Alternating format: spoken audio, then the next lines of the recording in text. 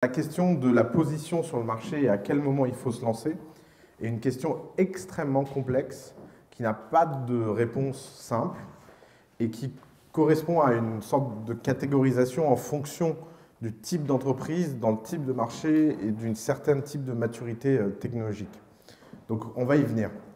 Alors, pourquoi 99% des gens pensent qu'il faut être le premier sur un marché et qu'il faut absolument prendre des positions au début, etc. C'est parce qu'il y a un mensonge fondateur dans le capitalisme. C'est que le capitalisme, pendant des années, enfin des siècles même pour le coup, depuis Adam Smith, raconte une sorte de fable. C'est que capitalisme égale concurrence. Capitalisme égale concurrence, la concurrence c'est génial, la concurrence c'est ce qui crée les externalités positives, la concurrence c'est ce qui fait qu'on fait de meilleurs business. Il y a même toute une idéologie derrière la concurrence qui est de dire la concurrence c'est ce qui fait qu'on se lève le matin et qu'on a envie de tuer les autres, donc on est dans un environnement qui est favorable aux affaires. Et en fait, c'est un mensonge factuel pour une raison extrêmement simple.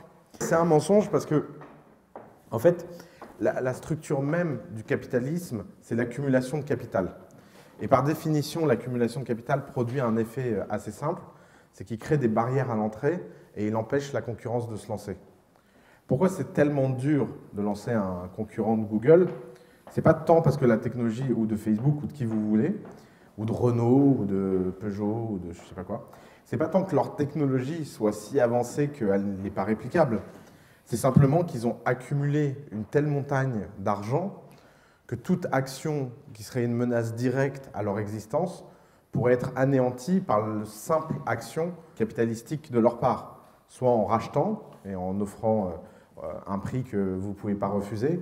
WhatsApp a refusé 10 offres. Il y a toujours un prix où les gens finissent par dire oui, hein, pour à peu près tout. Il y a un moment, à moins d'être vraiment, dans une logique autre que celle de l'accumulation de capital, le capital, en fait, est quelque chose qui va forger les positions et c'est quelque chose qui va faire en sorte que les entreprises vont se protéger de leurs concurrents. Alors, pourquoi l'idée de compétition est tellement adulée? C'est sans doute parce que ça renvoie à un imaginaire culturel assez profond qui a forgé en fait le monde occidental et qui repose sur l'idée que la compétition, c'est une forme méritocratique pour faire sortir le meilleur. Et alors ça, c'est le deuxième mythe fondateur qu'il faut tomber. On ne gagne pas forcément sur un marché parce qu'on est le meilleur sur le mauvais critère de meilleur. Par exemple, c'est le grand drame de la communauté Linux. Si vous voulez, une communauté qui souffre en fait de ce mensonge depuis des années et qui souffre en fait d'une incompréhension profonde de ce qui sont les mécanismes de marché, c'est tous les gens dans l'open source. Les gens dans l'open source, ça fait des années qu'ils font des choses techniquement supérieures. Vous parlez à n'importe qui est fan d'open source, il vous dit oui, mais c'est tellement mieux foutu, etc. Sauf qu'ils sont le seuls à le savoir. Personne ne le comprend, ça fait des années que personne n'a jamais rien pané à Linux. Et ils se sont fait pomper de haut en bas par Apple, qui a simplement fait du Linux packagé. Et en plus, il l'a plutôt mal fait par rapport à ce qu'il aurait pu faire, mais c'est pas grave parce qu'il a gagné. Et donc en fait, la distinction, elle est absolument pas entre meilleur et moins bon. La distinction, elle est entre gagnant et perdant. Et ça, c'est quelque chose d'assez troublant parce que la question qu'on peut se poser, c'est comment on fait pour gagner. Alors effectivement, à la fin de la journée, moi je trouve que ça se regarder dans une glace, c'est assez important, et faire des produits de qualité, c'est pas idiot. Parce que rien que pour son estime personnelle, c'est quand même pas mal de faire des trucs bien plutôt que de la merde. Le problème, c'est que c'est complètement décorrélé, cette question, de est-ce que je vais gagner ou pas. Et c'est ça, en fait, qui est très très dur à appréhender, qui prend des années, qui prend en général plusieurs échecs avec des startups, et que même certains n'appréhendent jamais. Enfin, vous êtes dans le pays traumatisé de ça. Il y a une interview de Steve Jobs des années 80 sur France 2, où Steve Jobs est interrogé au journal de 20 heures, parce qu'il vient ouvrir un centre de R&D en France. Et la nana lui dit alors, est-ce que la France peut produire une Silicon Valley? On est dans les années 80, les gars. Et il dit oui, et puis quoi encore? Enfin, non. Pourquoi? Parce que vous avez des technos super, mais vous n'avez aucun business guy. Le constat n'a pas changé. En France, ça fait des années qu'on produit des technologies incroyables. Ça fait des années qu'on a des labos extraordinaires. Ça fait des années qu'on fait des choses fabuleuses. Et ça fait des années que personne ne comprend où tout ça mène et personne n'a jamais réussi à transformer ça en business. Et pourquoi? Parce qu'on ne veut pas admettre, en fait, des réalités de marché assez simples. Il y a une distinction, vous savez, je dis toujours, il faut distinguer l'utile et l'agréable.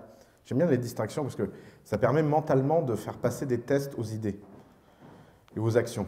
Quand vous faites quelque chose, vous posez la question de est-ce que c'est utile ou est-ce que c'est agréable? C'est une bonne façon de savoir si ça vaut le coup ou pas de le faire.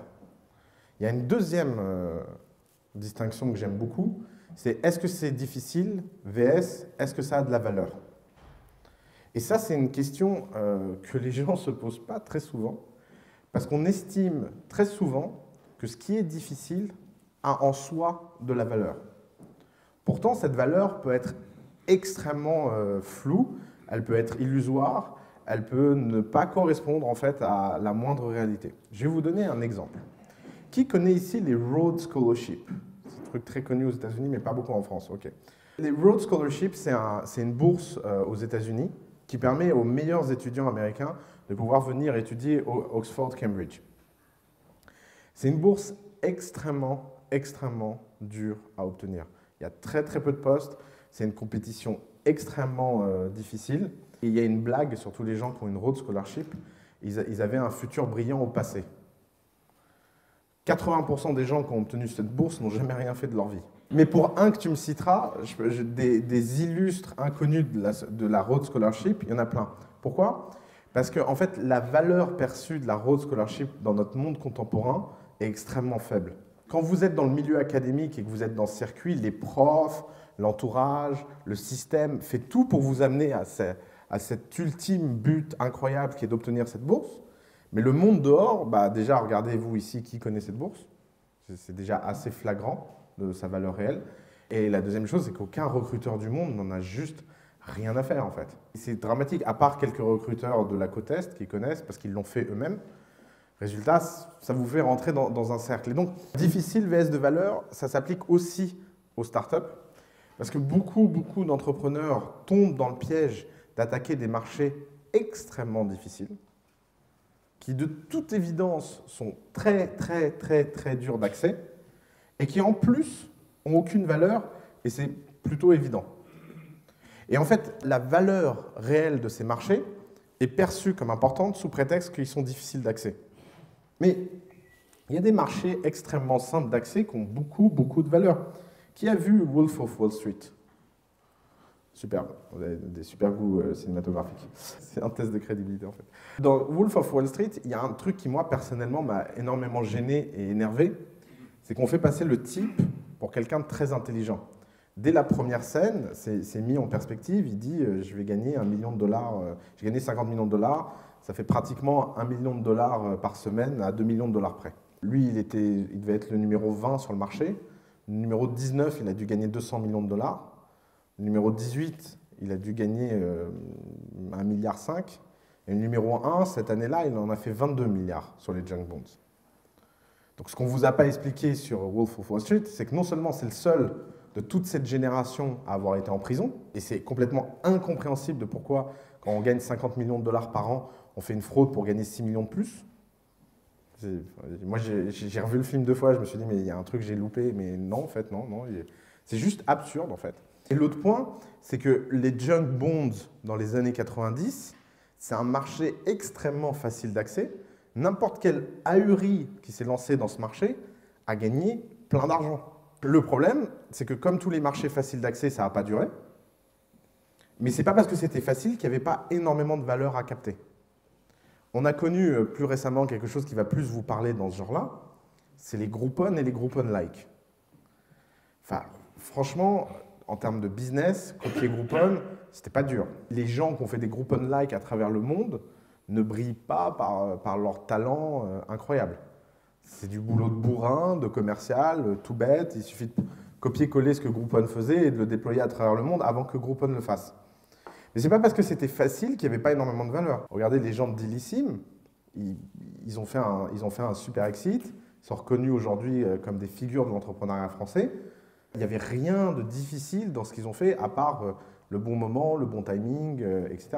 Alors effectivement, un peu de pif pour avoir vu la vague avant les autres. Mais à côté de ça, vous avez des gens qui s'attaquent à des marchés incroyablement plus difficiles, mais derrière, il n'y a rien. Je vais prendre l'exemple de tous les gens qui ont lancé une boîte dans l'intelligence artificielle depuis 30 ans. Vous voulez un marché extrêmement difficile, sans aucune valeur, l'intelligence artificielle. Est-ce que ça veut dire que l'intelligence artificielle n'aura jamais aucune valeur? Non. C'est pas ça que ça veut dire. Mais ça veut juste dire que depuis 30 ans, ce n'était pas le bon timing pour plein de raisons, et c'est justement ça qu'on va voir aujourd'hui. Alors, il y a un proverbe chinois que j'aime beaucoup, c'est que le problème de la compétition, c'est que c'est déprimant. C'est un point de sagesse extrêmement simple. C'est qu'à force de se lancer dans des choses où la compétition est extrêmement dure, on oublie à quel point la compétition a un effet ravageur, c'est d'être extrêmement déprimante quand on n'est pas le premier. Je voulais le faire avec l'accent, mais j'y arrive pas. Toujours sagesse chinoise, il y a un livre formidable, Sun Tzu, qui dit « Le meilleur moyen de gagner la guerre, c'est de ne pas la faire ». Donc ça peut être extrêmement aussi stratégique de choisir de ne pas attaquer un marché et de se mettre dans une position et à un endroit où on n'a pas besoin de faire la guerre. Parce qu'avant d'aller faire la guerre, il faut être fort. Et un fondateur d'une start-up n'est jamais fort. Jamais. Personne avec une équipe de 3 personnes au fin fond de je ne sais pas où, inconnus, ayant juste la volonté des idées et ayant pas mal d'enthousiasme, n'a jamais fait peur à qui que ce soit sur aucun marché et n'a jamais été fort. Et donc, c'est un peu la même image que se dire, si vous voulez prendre le contrôle de Paris et que vous voulez encercler militairement Paris et que vous êtes tout seul, si vous prenez un flingue et que vous allez dans la rue et que vous essayez d'encercler Paris, vous allez vous faire shooter en 3 semaines, en 3 minutes. Par contre, si méthodiquement, prenez le contrôle de votre voisin, puis ensuite, ensemble, prenez le contrôle de l'immeuble, et puis le quartier, et puis l'arrondissement, et puis finalement la ville, ce sera beaucoup plus probable que de rentrer directement dans la compétition, de vouloir prendre la ville. Il y a 2 grandes écoles vis-à-vis du lancement d'entreprise. Il y a ce qu'on appelle l'école de l'océan bleu. L'océan bleu, c'est vous êtes tout seul sur l'océan, vous le traversez et la lumière est au bout. Quand vous êtes arrivé de l'autre côté de la rive, vous êtes un héros. Et j'aime beaucoup l'image de l'océan bleu parce qu'elle rappelle aux fondateurs le statut de quiconque traverse l'océan sur une barque, c'est un fou. Vous êtes un héros sur le quai de départ, vous êtes un héros à l'arrivée, mais quand vous êtes au milieu de l'eau sur votre bateau, vous êtes juste un dingue. Personne d'autre peut vous voir autrement. Ça, c'est la stratégie de l'océan bleu. L'autre stratégie, c'est de dire qu'il faut aller dans des marchés extrêmement compétitifs, mais il faut y dominer des niches, des toutes petites niches, et conquérir les niches les unes après les autres. Mais justement, on va venir à ça. Donc, pourquoi sommes-nous incapables de reconnaître les monopoles? Et pourquoi la question des monopoles... Pourquoi on n'éduque pas dans les écoles de commerce les gens, ou dans les écoles ou en général, en leur disant, vous savez, le seul but dans un business, c'est de fabriquer un monopole. Il n'y en a pas d'autre. Et d'ailleurs, si vous prenez les 100 business qui marchent le mieux du monde, c'est tous des monopoles. Pourtant, aucun d'eux n'est traité de monopole, ni dans la presse, ni par les autres, ni par eux-mêmes. Et puis, si vous leur dites qu'ils sont des monopoles, ils vous diront « non, non, non, non, je ne le suis pas ». En fait, il y a des raisons profondes à ça. La première, c'est qu'être un monopole, dans notre capitalisme, c'est illégal. C'est illégal. Aux États-Unis, il y a un truc qui s'appelle le DOJ, Department of Justice, qui a une seule mission économique, qui est de casser les monopoles. En France, vous avez les autorités de la concurrence. À Bruxelles, vous avez l'autorité de la concurrence. Donc, personne ne peut éduquer qui que ce soit à la fabrication de monopoles, puisqu'il reconnaîtrait par lui-même qu'il est en train de faire quelque chose d'illégal. Alors, pour la petite info, je pense que c'est le truc illégal qui est le moins définissable du monde. C'est ça qui est assez marrant, c'est que c'est un peu comme dans Dr House, everybody lies. Alors, qu'est-ce qui ment? D'abord, les marchés mentent. C'est très, très, très dur de définir un marché. On l'a vu la semaine dernière, c'est dur d'évaluer la taille d'un marché, mais alors le définir, c'est encore plus dur. Jouons un petit jeu. Qui pense ici que Google est un monopole? Ok, plutôt tous d'accord. Pourtant, Google n'est sous aucune procédure, quelle qu'elle soit, de mise à l'épreuve à cause de son monopole. Qu'est-ce que vous voyez que ni les autorités de la concurrence bruxelloises ne voient, ni les autorités de la concurrence française, ni le Department of Justice américain? Pourquoi, pour personne dans cette salle, ça paraîtrait absurde de dire que Google est autre chose qu'un monopole, et que pour ces gens-là, ce n'est pas un monopole? Pour une raison tout simple, c'est qu'ils mentent tous sur leur market share. Prenons le cas de Google. Si Google est un moteur de recherche, et si vous le définissez comme un moteur de recherche, sa part de marché est de 68%. Alors il y a un indice économique qui s'appelle Herfindahl-Hirschman, qui est un indice qui permet de calculer si une société est en situation de monopole ou pas. Cet index établit que toute société qui a 0,25 au carré est un monopole. Alors, je ne vais pas vous montrer comment on fait le calcul, mais Google est à 0,88 sur le marché des moteurs de recherche. Donc, c'est même plus un monopole à ce stade-là, vous êtes en DELFCON 5, c'est attaque nucléaire. Alors, ce que Google répond à ça, c'est « mais non, on n'est pas une société de moteur de recherche, on est une société de pub. Le moteur de recherche, il est gratuit. Là où on gagne notre vie, c'est dans la pub. Et dans la pub, figurez-vous qu'on n'a que 4% du marché mondial. On est un nain, on est tout petit. » Et d'ailleurs, il y a cette phrase d'Eric Schmidt qui est géniale. « The Internet is incredibly competitive and new forms of accessing information are being utilized every day. » Sous-entendu, alors non seulement, on est tout petit, vous imaginez, seulement 4%, donnez-moi une pièce, mais en plus, on n'est pas à l'abri de perdre ces 4% s'il y a un type au fin fond de Palo Alto.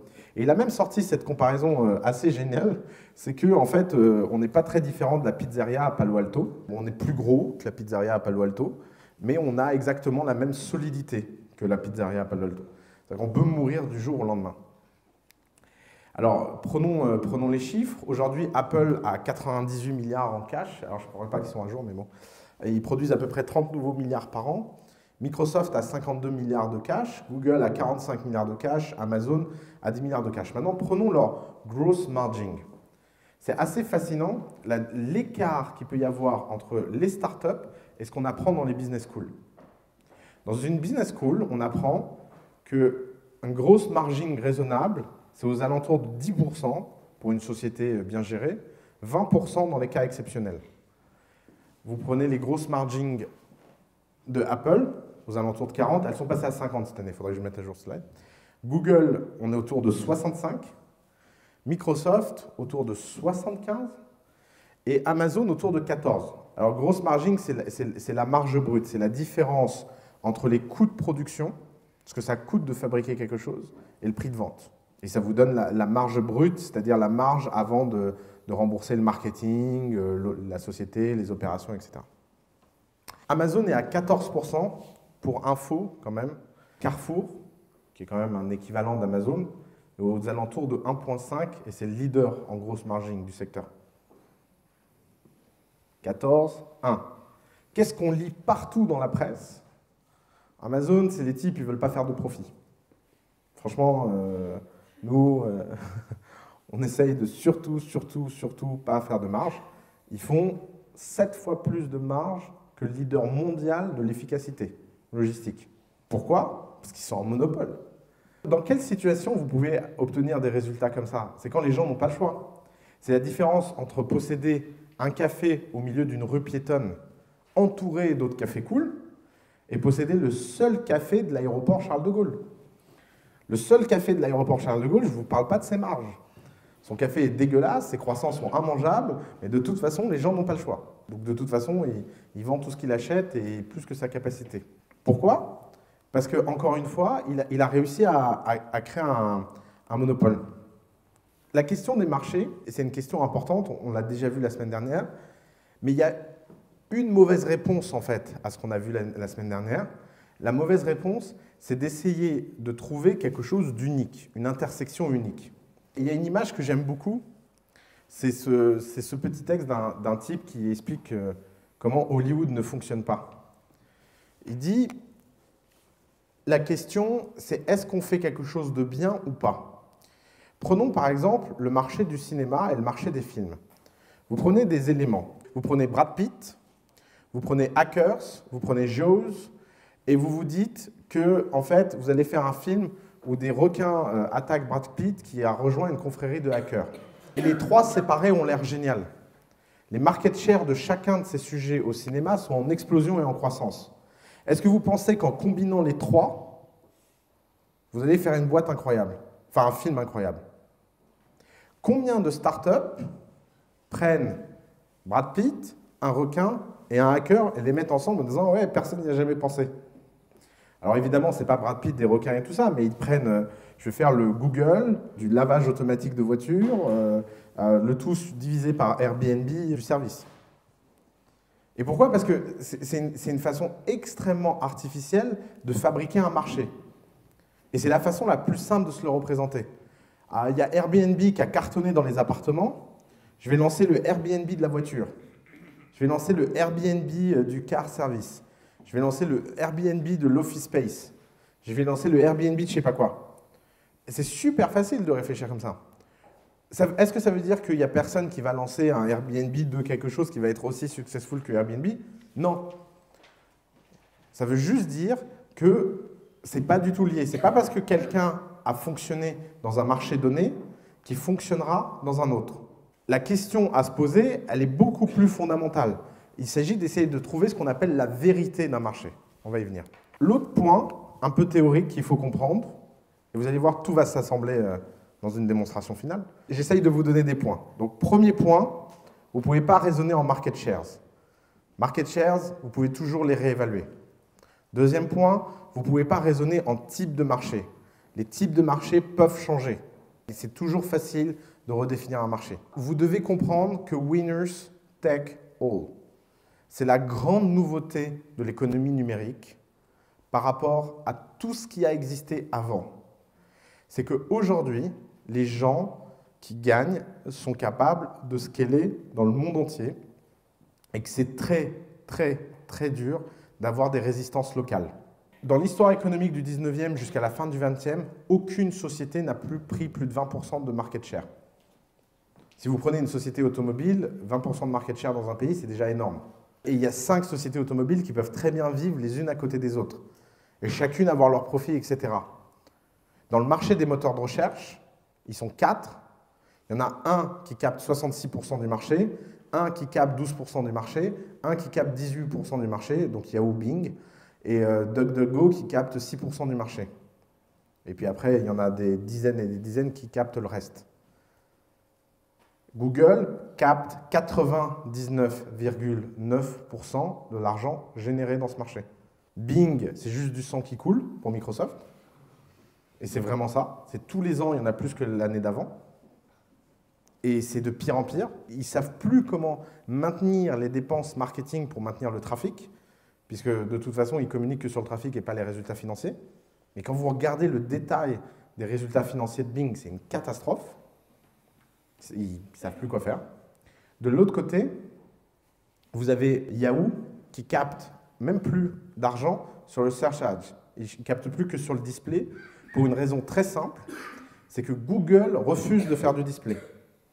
Et je pense que moi, si j'étais patron de Yahoo, je ferais un cauchemar récurrent qui serait, je me réveillerais et Brin et Page ont changé d'attitude et ils trouvent que 37 milliards par trimestre, ça ne suffit pas parce qu'ils veulent s'acheter une planète. Et donc, ils ont décidé de se lancer dans le display. Je peux vous dire, ce jour-là, vous avez une entreprise qui, comme ça, d'un claquement de doigts, disparaît. Mais disparaît de la carte. C'est que Yahoo a une position dominante sur le display ads en ligne pour la simple raison que Google n'en veut pas. Il y a deux types de ads. Il y a le text ads, qui sont les pubs que tu vois sur Google. Donc, c'est que du texte, tu n'as pas le droit de mettre d'image. Display ads, c'est les trucs qui flashent là et qui mettent des images et des vidéos et qui peuvent te prendre toute la page et qui peuvent popper, tourner. Yahoo, aujourd'hui, a la plus grosse part de marché sur le display ads sur Internet de très loin. Parce que même sur les autres sites qui ont du display ads, en fait, c'est les régies de Yahoo qui les vendent. Troisième point théorique à comprendre, pour comprendre ce qui se joue quand vous réfléchissez à quand est-ce que c'est le bon moment de se lancer ou pas, parce que c'est une question que vous vous posez tous, c'est qu'il faut comprendre que le gagnant prend tout, et quand il prend tout, c'est fini pour un moment. Prenons les cas et les histoires des boîtes que vous pensez connaître, mais en fait, je pense que vous je pense que vous avez beaucoup de fiction par rapport à leur histoire réelle. Prenons le cas de Amazon. Amazon, ça s'appelle Amazon parce que l'Amazon, c'est la plus grande diversité d'espèces vivantes au monde. Et pourquoi ils ont pris ce nom? Parce qu'ils voulaient tous les livres de la planète. Amazon, c'est l'histoire d'un libraire en ligne. Ce n'est pas l'histoire d'un e-commerçant, ce n'est pas l'histoire d'un retailer, c'est l'histoire de quelqu'un qui s'est dit, moi, je vais faire deux choses. Je vais, un, disrupter le marché de la librairie en l'amenant en ligne, et deux, je vais offrir par cette centralisation une diversité et une précision qu'aucune boutique physique ne pourra jamais offrir. Parce que j'aurai de A à Z tous les livres de la planète. C'est pour ça que leur logo, c'est un A qui va jusqu'au Z. C'est vraiment un focus orienté sur les livres. Comment Amazon est passé d'être un libraire en ligne à être le magasin pour tout ce qui s'achète? Alors, je ne sais pas si c'est le cas en France, mais par exemple, aux États-Unis, même l'électroménager s'achète sur Amazon. Enfin, oui, et maintenant, ils se lancent avec Amazon Fresh sur la nourriture, effectivement. Donc, comment ils sont passés de l'un à l'autre? Ils sont passés de l'un à l'autre parce qu'ils ont généré un monopole à chaque fois qu'ils ont conquis un marché. Et c'est ça, en fait, que vous avez beaucoup de mal à appréhender avec ces histoires de niches. Parce qu'on vous dit, il faut commencer dans des niches, conquérir des niches, et passer de niche en niche pour être de plus en plus gros. Résultat, chez 90% des entrepreneurs, ça donne comme histoire, je vais lancer ma boutique de livres, je vais faire, allez, 0,1% du marché des livres dans un pays, et quand je vais faire 0,1% du marché des livres, je vais dire, ah, bon, ça y est, les livres, ça tourne, je vais me lancer dans l'électroménager. Et puis je vais me lancer après dans je sais pas quoi, dans la nourriture, ou les jouets pour enfants, ou les DVD, ou les ordinateurs. Pourquoi ça ne fonctionne pas? Parce qu'en fait, vous ne voyez pas la structuration économique sous-jacente à la conquête.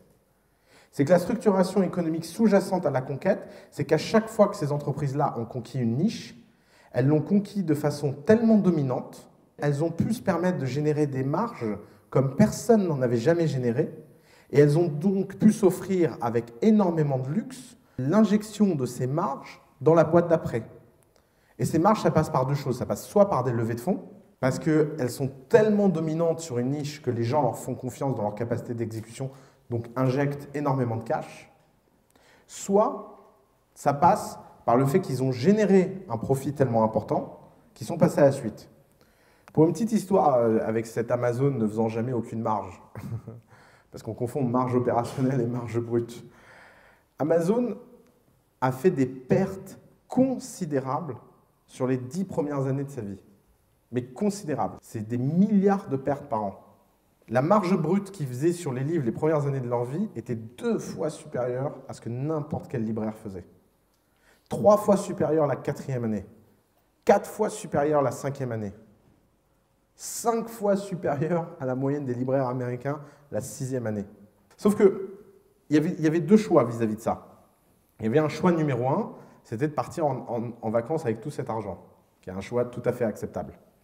Choix numéro 2, c'était de dominer le monde et de prendre tout cet argent pour le réinjecter. Donc, oui, à ces histoires de niche, il faut vraiment comprendre ce que ça veut dire dominer un marché. Dominer un marché, c'est devenir le seul acteur à un moment donné sur quelque chose, d'être la seule référence. Même s'il y a d'autres concurrents, d'avoir capté à peu près 90% de la valeur. Et c'est ça, en fait. Parce que si vous, et alors ça c'est peut-être le point le plus important du cours d'aujourd'hui, c'est que vous ayez envie de le faire ou que vous n'ayez pas envie de le faire, que vous vous contentiez de demi-résultats ou pas, si vous avez ce malheur-là, quelqu'un d'autre viendra vous ravager. Et on ne peut plus jouer au jeu entrepreneurial à moitié. C'est fini. L'ère de l'amateurisme dans l'entrepreneuriat est finie parce que beaucoup trop de gens sont là pour conquérir. Donc ça veut dire qu'à un moment, il faut se poser cette question très personnelle. Est-ce que j'ai envie d'être numéro 1 ou est-ce que j'ai envie d'être numéro 2 d'une boîte? Parce que les types qui partent en vacances quand les résultats sont extraordinaires, c'est les numéros 2.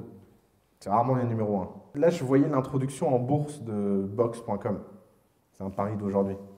Je regardais la cap table et ça m'a fait vachement rire. Tous les employés de Box de top niveau qui ont rejoint Box des années après la fondation de Box ont plus d'actions que le CEO. Tous. Pourtant, je peux vous dire qu'ils sont dans une position bien plus confortable. Et tous auront le droit de vendre leurs actions à l'entrée en bourse, mais le CEO, il a un lock-in de 5 ans. Ouais, vous voyez? Donc, c'est pas si évident que ça, en fait. Et notamment, ça tient à cette question-là. Box ne vaut rien sans son CEO. Fondamentalement. Donc, tous les gens qui sont prêts à lui donner la gloire, le pouvoir et tout ce qui va avec, c'est en échange d'un prix financier extrêmement fort. Être entrepreneur, ce n'est pas le choix financier le plus rationnel du monde. C'est autre chose. C'est parce qu'on aime ce qu'on fait, etc. Ces histoires sont souvent illusionnantes parce que vous les voyez du point de vue, ils sont passés d'une étape à l'autre logiquement, mais vous ne voyez pas que de façon sous-jacente, ils avaient les moyens de passer de ces marchés des uns aux autres. Et qu'ils avaient des moyens considérables pour le faire. Parce qu'ils avaient réussi à atteindre des résultats. Donc, la prochaine fois que vous êtes dans la situation de vous dire « Oui, mais mon produit, il peut servir à tout le monde ». La prochaine fois que vous êtes dans cette situation-là, vous devez vous poser la question « Ok, il peut me servir à tout le monde, mais avec qui je vais gagner le plus d'argent ?» Prenons une deuxième histoire. Tesla. Tesla, voiture électrique. Prenons le cas de Tesla.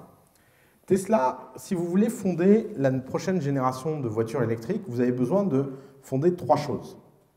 Vous avez besoin de fonder un réseau d'énergie et de batterie, parce que vous êtes malin, parce que quand vous vendez votre bagnole, si les types tombent en panne au milieu de l'autoroute d'électricité et qu'il n'y a aucune prise pour se rebrancher, les types vont être vachement contents d'avoir acheté une bagnole électrique.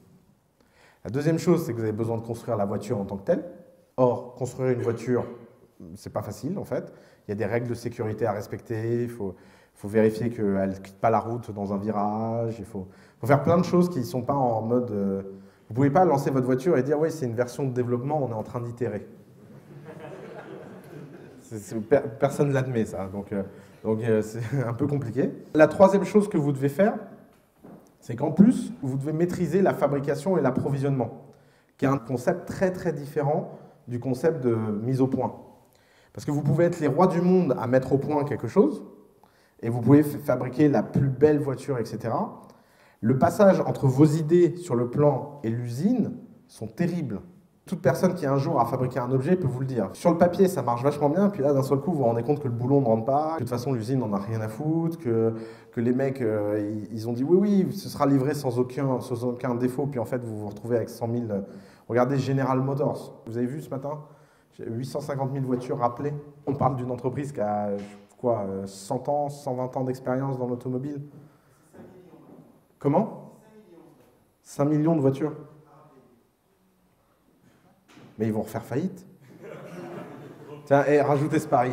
Est-ce que General Motors va faire faillite? Non, mais c'est pas possible. Ouais, bon, d'accord. Tesla. Comment vous construisez Tesla? Il y a la mauvaise approche. La mauvaise approche, c'est de se rendre compte qu'il y a besoin de 15 milliards de capital et d'aller essayer de convaincre les gens de mettre 15 milliards. Il y a la bonne approche. La bonne approche, c'est segmenter son marché et aller dominer une niche extrêmement faible, mais extrêmement rentable. Je fabrique une Ferrari électrique que je vends à tous les bobos écologistes de la vallée. Je n'essaye même pas d'en vendre une en dehors de la vallée. Je me dis qu'ils sont suffisamment nombreux dans cette région du monde pour m'acheter ma bagnole qui, de toute façon, quitte la route dès qu'elle dépasse la vitesse. Mais ils n'en ont rien à faire parce qu'eux, ils ont l'habitude des prototypes. Et donc, je la vends 3 fois le prix d'une voiture de même catégorie, à même performance, et tout le monde s'en fiche parce que c'est la première, et tout le monde paye le prix pour être dans la première. Et donc, une fois que j'ai dominé ce segment de marché et que j'ai généré plus de 95% de marge opérationnelle, j'utilise cet argent pour le leverager, c'est-à-dire faire un effet de levier, et aller emprunter de l'argent à des banques en leur disant « Regardez, vous avez vu tout le bénéfice que j'ai fait avec tant de voitures, vous allez me donner tant d'argent, je vais pouvoir fabriquer tant de voitures, et après, ce sera bon. » Et donc, vous voyez la grande différence d'argumentation. Il aurait pu se dire « Je vais aller essayer de convaincre les gens. » Non, il a d'abord vendu à un tout petit groupe une bagnole que tous les spécialistes de l'automobile qui connaissent quelque chose l'ont moqué. Moi qui ne connais rien, j'ai jamais compris pourquoi c'était tellement rigolo, mais quand vous lisiez la presse spécialisée sur la Tesla Série S, les gens disaient, mais enfin, c'est une blague cette voiture. Qui achète un truc pareil à 350 000 $? Et bien en fait, si, il y a plein de gens, parce que ce qu'ils achètent, c'est le projet. Ce qu'ils achètent, c'est l'ambition. Ce qu'ils achètent, c'est la vision. Et pourquoi? Parce qu'il a été dominé un tout petit groupe. Il y a un document très fascinant que vous pouvez aller lire. C'est sur la naissance des mouvements religieux. Il y a plein d'études qui ont été publiées là-dessus, et il y a un livre fascinant qui s'appelle La Bible dévoilée, qui a été écrit par 2 universitaires israélites sur les origines en fait, de la Bible, etc. Il y a un paragraphe fascinant, c'est qu'ils disent que dans toute l'histoire de l'époque, toutes les religions qui ont perduré jusqu'à maintenant sont des religions qui ont concerné des tout petits groupes de personnes. Toutes les religions qui ont été imposées par la force à des vastes groupes, dès que la force a disparu, parce que la force disparaît toujours, elles ont péri. Et on s'en souvient plus d'elles. Les cultes pharaons, dès qu'il n'y avait plus de pharaons, ils sont passés à la trappe extrêmement rapidement. Pourquoi? Pour une raison très simple, c'est que c'est la même chose que quand vous lancez une entreprise. Une entreprise qui se lance par du marketing a beaucoup moins de chances de réussir sur le long terme qu'une entreprise qui se lance simplement par l'enthousiasme des utilisateurs. Et comment ça vient, l'enthousiasme des utilisateurs? Ça vient quand on a l'impression de fabriquer quelque chose dans un tout petit groupe. La démonstration que je suis en train d'essayer de vous faire, c'est que ces histoires, quand on vous dit qu'il faut démarrer dans des niches avant de machin, il faut le prendre au sens littéral et strict. Quand vous êtes peu de fondateurs, vous devez faire des choses extrêmement peu ambitieuses. C'est comme mon histoire tout à l'heure de la ville, etc. Si vous voulez conquérir une ville, il faut d'abord avoir une armée. Et c'est exactement la même chose avec une entreprise. Si vous voulez faire quelque chose de grand, il faut avoir une armée. Et la seule façon d'avoir une armée, c'est de réussir à toute petite échelle. Si vous voulez ouvrir une franchise dominante dans la restauration, ça vous paraîtra évident qu'il faut d'abord ouvrir un restaurant. Alors, qu'est-ce qui se passe pour passer de cette évidence à ce que 99% des startups font? Le grand avantage du virtuel, c'est qu'on peut être partout, mais c'est en fait son plus grand inconvénient. Parce que comme on peut être partout, on commence à faire des choses n'importe comment. Donc encore, si vous êtes dans le business physique, ça vous paraîtra assez étonnant parce que vous aurez une limite capitalistique. Vous saurez très bien que vous ne pouvez pas ouvrir machin. Mais en fait, sur le web, c'est la même chose. Vous ne pouvez pas ouvrir votre restaurant dans toutes les rues et toutes les villes à la fois, même si vous en avez la capacité logistique, puisqu'il n'y a pas de contrainte à le faire. Pourtant, c'est impossible. Vous êtes obligé de commencer dans un petit marché.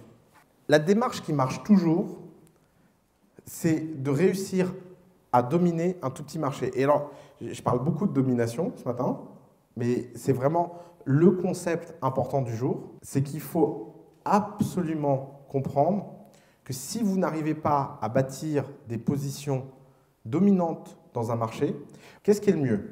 Avoir 1% d'un marché d'1 million de personnes ou 100% d'un marché de 100 personnes? Faites le calcul. Si vous faites le calcul, vous vous direz qu'1% d'un marché d'1 million, c'est mieux. Pourtant, il vaut mieux avoir 100% d'un marché de 100 personnes. Parce qu'avec les 100% d'un marché de 100 personnes, vous pourrez passer à 200 personnes, puis 500 personnes, puis 1000 personnes. Alors qu'avec les 1% d'un marché d'1 million de personnes, la seule chose que vous pourrez faire, c'est vous faire écraser par le type qui va finir par avoir les 99% restants. Parce que même si vous avez quelques clients, vous allez vous faire aspirer la valeur et vous allez vous faire aspirer l'air par celui qui va gagner. C'est pour ça que la définition de votre marché, c'est un travail extrêmement précis. Et ça n'est jamais assez précis. C'est extrêmement frustrant et déstabilisant pour un entrepreneur. Moi, je le vois. Hein, j'ai à peine une boîte sur 10 dans The Family qui comprend ça et qui le fait. À peine. Et les 9/10 d'autres, on a beau leur répéter à longueur de journée ce principe, ils ont tous la même réaction. Ouais, mais il y a des trucs intéressants qui se passent aussi par là. Et c'est une réaction tout à fait naturelle. Je ne connais pas un entrepreneur qui n'a pas fait cette connerie dans sa vie. Aussi. C'est aussi rassurant pour le coup. En général, on l'a fait pendant quelques années, puis après, on en a marre, on finit par arrêter. Je l'ai fait, ils l'ont tous fait, enfin, c'est un truc... C'est vraiment le genre de connerie naturelle, parce que c'est extrêmement naturel. Mais quand vous la ferez, cette connerie, réfléchissez à ce cours. Essayez de vous souvenir de ce que je vous aurais dit. Parce qu'en fait, c'est la connerie la plus dangereuse et c'est la connerie qui montre le plus que vous n'avez pas encore compris comment se gagne une guerre. Si vous aimez la littérature, lisez la campagne de Russie. C'est la pire campagne de Napoléon parce qu'il a oublié tout ce qu'il avait fait toute sa vie. Pourquoi? Parce que pour une fois dans sa vie, il avait les moyens. Donc il a fait des grosses bêtises. L'inverse, autant tous les gens qui commencent petits ne deviennent pas grands, autant tous les gens qui commencent massivement grands finissent toujours en catastrophe. J'aimerais tous vous décomplexer d'un truc. Aucune start-up commençant avec des moyens considérables par rapport à son marché cible finit avec une réussite. Il n'y en a pas une seule. Entendons-nous bien sur moyens considérables. Par exemple, Google, ils ont levé en premier round 50 millions de dollars. Dans votre définition, 50 millions de dollars, c'est des moyens considérables. Pourtant, par rapport aux problèmes auxquels ça a adressé Google, 50 millions de dollars, c'était de l'argent de poche. Donc vous voyez, c'est évidemment relatif. Ce n'est pas une histoire de montant absolu. Imaginons que vous vouliez lancer une boîte dans les bitcoins. Vous avez besoin de lever 20 millions de dollars. Très très très dur aujourd'hui de lancer un truc sérieux dans le bitcoin à moins de 20 millions de dollars. Mais qu'est-ce que c'est 20 millions de dollars comparé aux milliards de trésoreries disponibles dans les banques? Alors pour vous, ça peut paraître énorme, 20 millions de dollars, mais en fait, ça ne l'est pas. Donc c'est évidemment une question relative par rapport à l'enjeu et à l'ambition affichée. Il y a deux types de conquêtes de marché. Il y a les conquêtes de disruption, il y a les conquêtes de frontières. Ce n'est pas la même chose, ça ne s'appréhende pas de la même façon. Et l'une des premières questions de test que vous devez vous poser, c'est est-ce que je suis en train de faire une boîte de disruption ou est-ce que je suis en train de faire une boîte de frontières? Alors, jouons un petit jeu. Google, c'est une boîte de frontières. Uber, c'est une boîte de disruption. Si vous faites quelque chose pour lancer un nouveau type de medical device, disruption ou frontière? Disruption. Parce que le marché des medical devices est très présent et très fort. La frontière ne se définit pas par l'innovation technologique. La frontière se définit par le marché. Le marché du medical device est déjà un marché très présent. Le marché du moteur de recherche, quand il y a 20 000 sites en tout et pour tout sur Internet, c'est un marché inexistant. Apple, frontière, il y a 200 ordinateurs personnels dans le monde et ils en ont vendu 180, donc frontière. Par contre, si aujourd'hui tu lances un nouvel Apple, disruption. Parce que tu attaques un marché, le personnel computer, qui est extrêmement mature. Le marché est toujours plus important que la techno, toujours plus important que l'équipe, toujours plus important que ce que vous faites. Vous pouvez être les gens les plus brillants avec les plus belles technos, s'il n'y a pas de marché, il n'y a rien.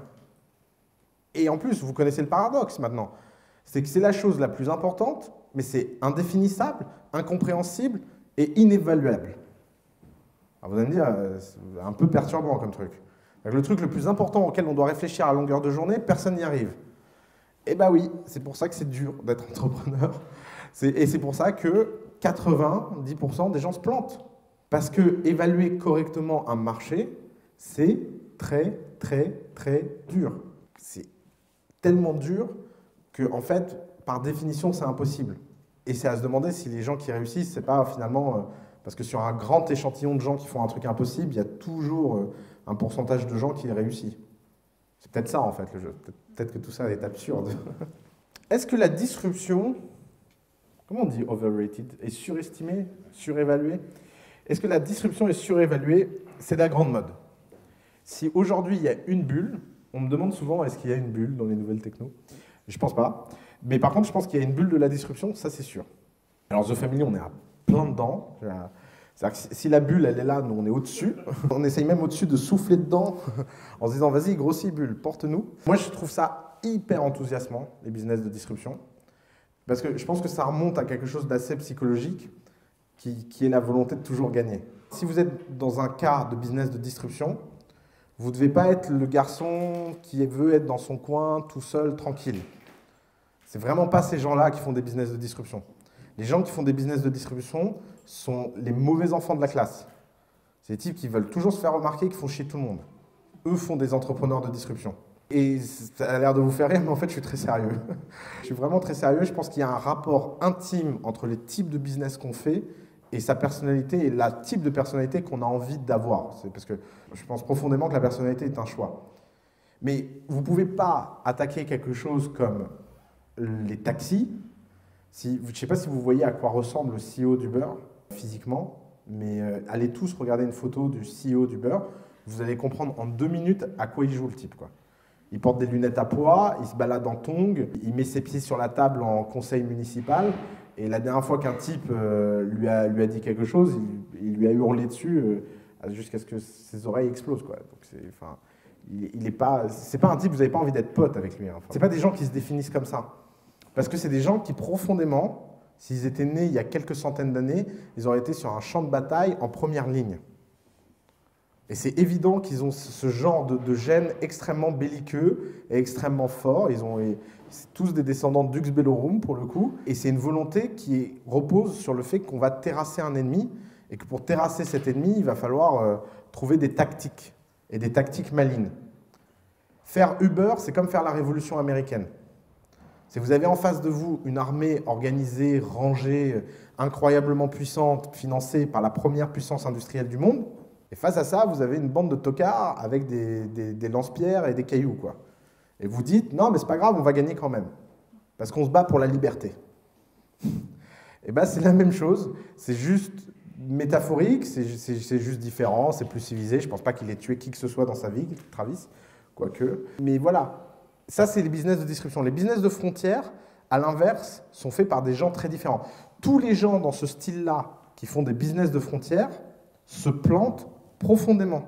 Parce que les business de frontières sont des business de patience. Alors Steve Jobs a un cas un peu unique au monde, parce que c'est les deux à la fois. Il a les deux traits. Et c'est pas pour rien que les 20 premières années de sa carrière ont été catastrophiques. Un élément qu'on ne rappelle pas assez souvent sur Steve Jobs, c'est qu'il a fallu attendre qu'il ait 45 ans pour commencer une carrière à peu près convenable. Parce que Apple version 1, il n'a pas été viré pour rien.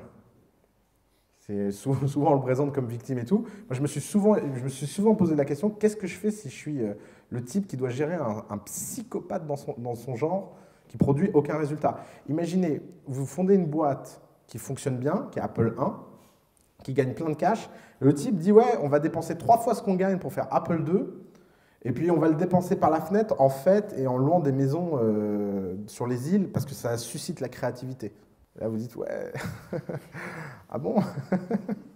Non, mais c'est pas mal notre business, là. Non, non, tu vas voir, c'est génial. Et pourquoi? Parce qu'en fait, c'était une volonté de Dux Bellorum sur un marché qui n'était pas prêt. Vous pouvez avoir ce genre d'attitude quand vous vendez 500 millions de devices par an. Vous ne pouvez pas avoir ce genre d'attitude quand vous vendez 10 000 devices par an. Parce que les business de frontières sont des business de patience. Les business de frontières, c'est des business où vous vivez le futur au présent, donc ça veut dire qu'il faut savoir attendre que le futur arrive. Vous connaissez le test du marshmallow? C'est un test que vous pouvez faire, d'ailleurs avec vos enfants, si vous avez des enfants. Ça permet à ce qu'ils vivent leur école bien mieux. Vous prenez un marshmallow, vous le mettez dans une pièce, et vous dites à l'enfant, si tu manges le marshmallow maintenant, tu as le droit, mais tu n'en auras qu'un. Si par contre tu attends que je revienne, tu en auras 2. Il y a 2 types d'enfants. Il y a les enfants qui le mangent tout de suite, aucun remords.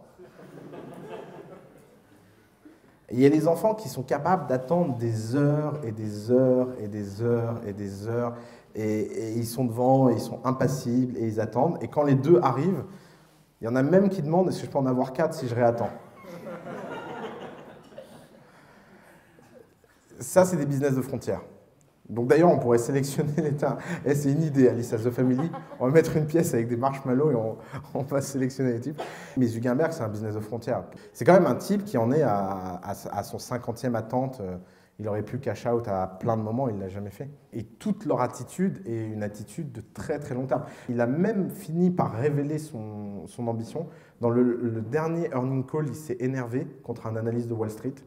Les journalistes ne l'ont pas relevé, mais moi, ça m'a vraiment heurté. Un investisseur lui a dit, vous parlez de long terme, de long terme, de long terme, mais bordel, qu'est-ce que ça veut dire le long terme? Ça veut dire 3 mois, ça veut dire 3 ans, ça veut dire 6 ans. Il a dit, dans 30 ans, je serai plus jeune que vous aujourd'hui. C'est ça que ça veut dire long terme. Flippant comme réponse. Franchement, moi je suis analyste à Wall Street, je déprime. Enfin, je me dis, c'est pas possible. Mais je pense que c'est sincère. Je pense qu'effectivement, il se dit, voilà, j'ai envie que chaque être humain sur Terre ait Facebook d'une façon ou d'une autre. Bon, bah, S'il faut 30 ans pour ça, bah, ça prendra 30 ans, c'est pas grave. Un business disruptif, par définition, doit à un moment ou un autre devenir un business de frontière. C'est la seule façon de survivre. Pourquoi? Pourquoi un business de disruption devient forcément un business de frontière s'il veut survivre? Parce que le jour où la disruption a disparu et a eu lieu, c'est fini, vous êtes à nouveau la norme. Et donc le drive et le moteur qui portait la boîte, qui était « je vais éradiquer les taxis », le jour où il n'y a plus un taxi, qu'est-ce que tu fais? Tu es obligé de trouver un nouveau drive. Et c'est pour ça que beaucoup de business de disruption réussis deviennent des business de frontières. Et ils investissent massivement dans la recherche, massivement dans la technologie, et ils essaient d'inventer le futur. Parce que c'est la seule chose qui peut les maintenir dans le même mouvement. Un business de disruption, c'est forcément temporaire. Qui a vu Godfather ici? Il y a une scène fondatrice dans Godfather, c'est au moment où Michael Corleone vire son frère adoptif comme consigliere. Et il lui dit, je ne comprends pas Michael, pourquoi tu fais ça? Parce que j'ai toujours été de bons conseils, j'ai toujours fait mon travail fidèlement, j'aime ta famille, je t'aime, je ne suis pas jaloux que tu sois le plus jeune de la famille, que tu deviennes quand même le don. Et il dit à l'acteur, je n'y vois rien de personnel, you are a peacetime consigliere, I need a wartime one. C'est exactement la même chose. Il y a deux types de CEO. Il y a les peacetime CEO, il y a les wartime CEO. Il y a des rares exceptions où ils sont capables d'être les deux. Enfin, encore une fois, Jobs est je crois, le cas le plus fascinant parce qu'il a réussi à se transformer personnellement à la fin de sa vie. Prenons un cas de disruption, Napster. Qui se souvient de Napster?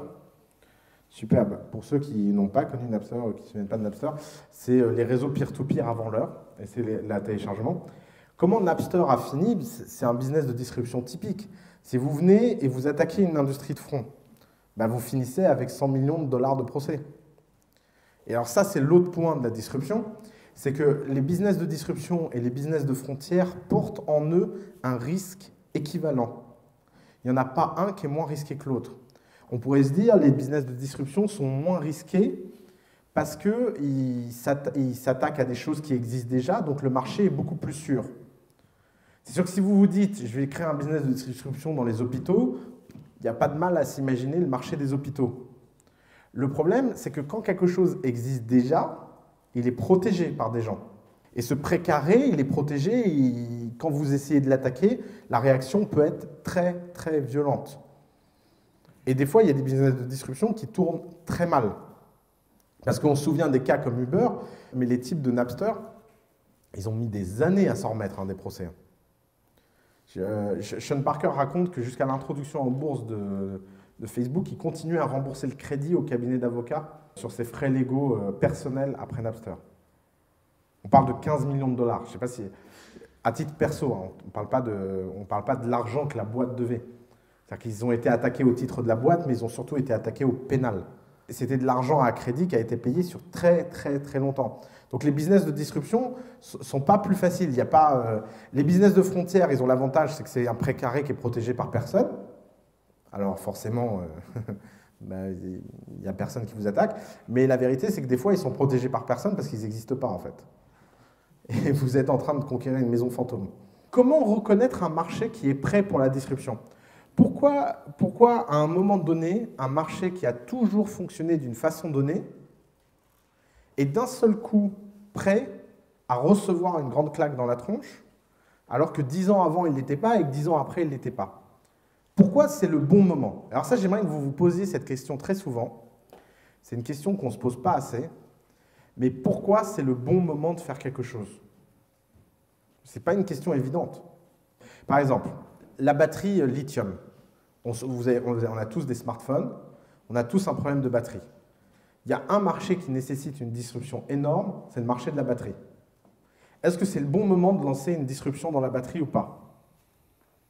Non, elle est assez facile, celle-là, pour une raison extrêmement simple.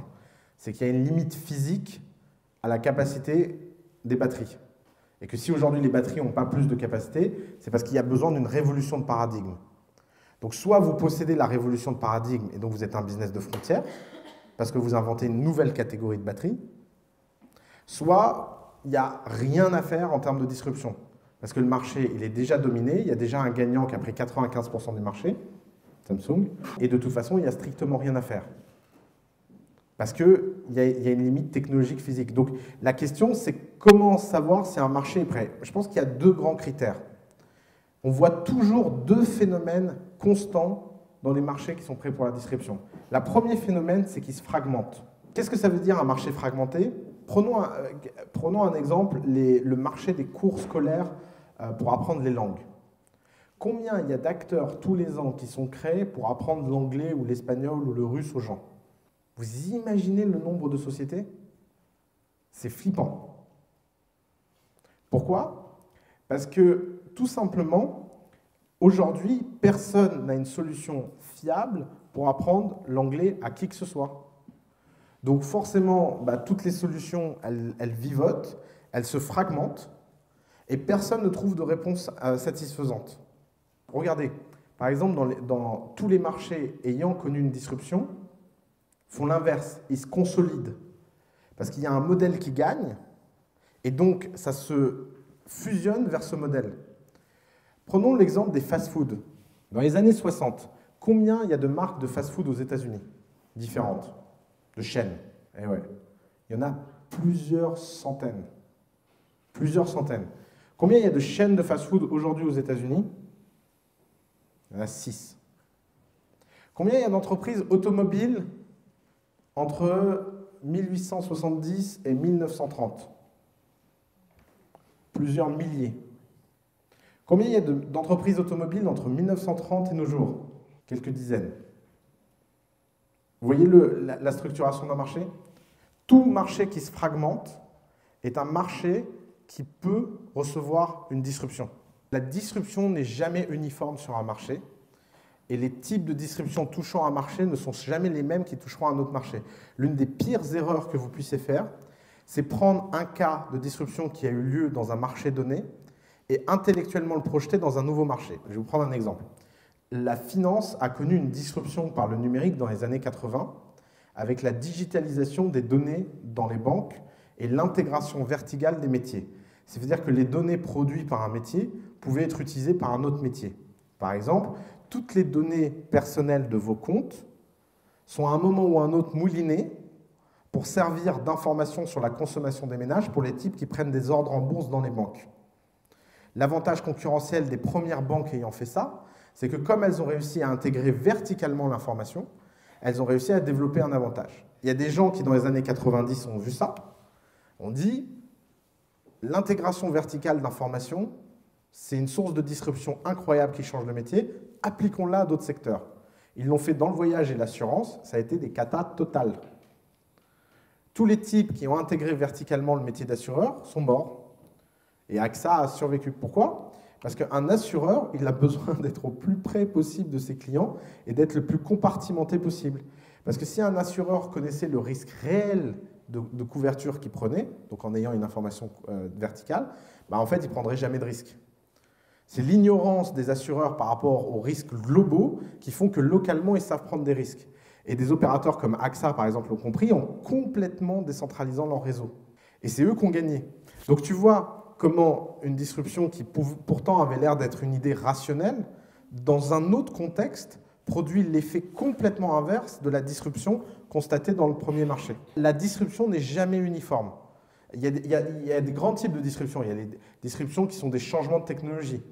Il y a des disruptions qui sont des changements d'expérience. Il y a des disruptions qui sont des changements de storytelling. Il y a des disruptions qui sont des changements de segment de marché. C'est que tu prends un marché qui existe, tu le vides, imagine une poche, tu mets une paille, tu piques, et ça vide tout ça dans une nouvelle poche. Ce n'est pas une frontière, ça existait déjà. La frontière, c'est autre chose. La frontière, c'est tu viens, tu crées ta petite poche dans ton coin, tout seul, tranquillement, et le liquide qui est à l'intérieur de l'autre poche voit l'autre poche et dit « Mais putain, c'est génial ce truc, allons par là-bas ». Ça, c'est un business de frontière. C'est que tu redéfinis une catégorie, mais c'est une opportunité, ce n'était pas ta stratégie. Là, les disruptions de ce type-là, c'est tu prends un marché à un endroit et tu l'amènes manu militari à un autre endroit. Uber aurait très bien pu lancer un service premium pour les gens qui utilisaient des services de chauffeurs. Ce n'est pas ce qu'ils ont fait. Ce qui marche le mieux aujourd'hui chez Uber, c'est Uber Pop et Uber X, qui attaquent de front les taxis. Donc ils prennent un marché, ils l'amènent à un nouvel endroit. Et pourquoi c'est un marché différent? Parce que la législation sur les VTC n'est pas la même que la législation sur les taxis. Donc c'est des règles complètement différentes. D'ailleurs, quand les taxis, pour le coup, disent Uber est une concurrence déloyale, au sens strict du terme, ils ont parfaitement raison. C'est déloyal. Tu prends des gens et tu leur dis, tiens, viens par là et regarde, il y a un nouveau monde. Waouh, c'est magique. Et en plus, les gens à qui tu as piqué, ils n'ont pas le droit, en termes de législation, de faire ce que tu fais. Ils n'ont juste pas le droit. Donc, tu comprends que les types, à un moment, ils se disent, on va tout péter, quoi. Là, pour le coup, ça, je peux comprendre. Qui peut m'expliquer ce que Ryanair a d'extraordinaire et d'unique? Faites gaffe, il y a un piège. Ryanair n'est pas du tout une société qui a gagné grâce à une concurrence sur les prix. Ryanair est une société low cost qui a gagné pour une raison beaucoup plus fondamentale que les prix. Vous êtes en train de me citer toutes les caractéristiques de tous les low cost et aucun de vous n'est en train de m'expliquer pourquoi Ryanair surperforme tous les low cost x 20. Les horaires des aéroports. Non. Non, c'est un raisonnement marché, les gars, c'est le sujet du jour. 85% des gens qui ont pris Ryanair sur les 3 premières années n'avaient jamais pris l'avion de leur vie. 85% des gens qui ont pris Ryanair sur les 3 premières années n'ont jamais pris l'avion de leur vie. Jamais. Ils n'avaient même pas envisagé que c'était possible de prendre l'avion. Vous voyez la puissance d'un marché? Vous voyez la puissance d'un raisonnement marché? Mais bien sûr que c'était voulu. Quand tu atteins 85% par hasard, tu es juste le type le plus couillu du monde. Quoi. Tu te poses des questions là. Va acheter un ticket de loto, ça va plus vite.